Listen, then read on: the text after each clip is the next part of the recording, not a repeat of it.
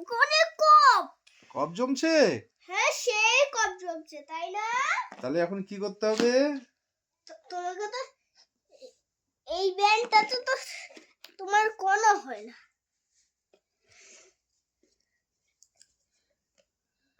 বাবা, তুমি তো পেশেন্ট হয়ে গেছো না, আর তোমার তো এই ব্যান্ডটা, এই ইনজেকশনের এই ব্যান্ডটা কোনো রকমই হয় না।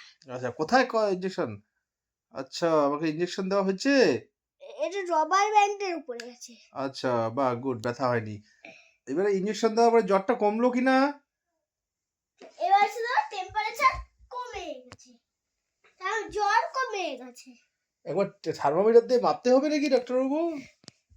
এবার দেখি জ্বর কমছে নাকি বাড়ছে।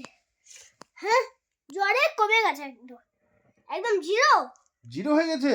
Zero zero. জিরো জিরো, বাহ।